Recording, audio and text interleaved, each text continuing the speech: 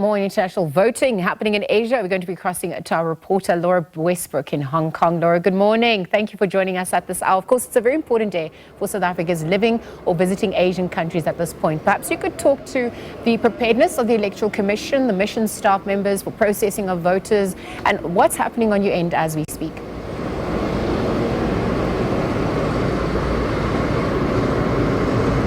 Yes, I'm standing outside the South African consulate in the center of Hong Kong. It's in one of the most tallest buildings in Hong Kong, and voting here opened at 7 a.m. this morning. And I spoke to the consulate general, and he got here at 6:30 a.m. and he said at 15 minutes before the voting even opened, he was seeing a line of people queuing to cast their ballots. He said he felt that this was an important and significant moment for South Africa, not least since it marks 30 years of democracy.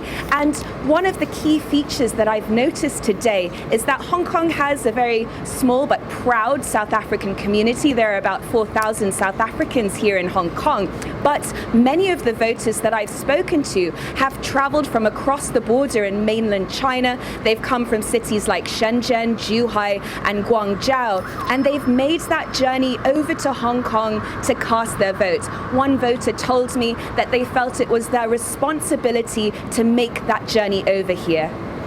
Laura, I wanted to look at some of the key issues also emerging. Speaking to some of the South Africans abroad, the significance of them also casting their ballot. What's been echoed on that front?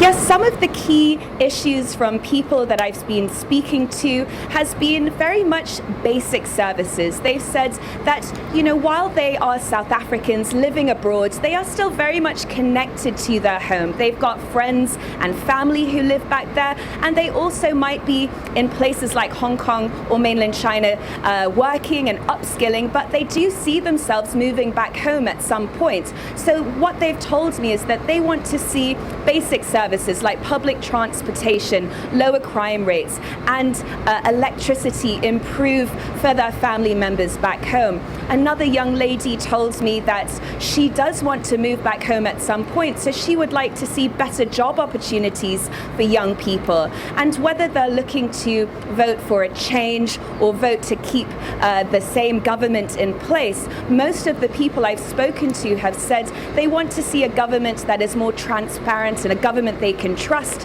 and a government that keeps its promises. Laura, as we wrap up, I want to look at what time voting stations will be closing, and just so we're looking at the processes from here into counting that. Talk us through the technicalities behind that on your end.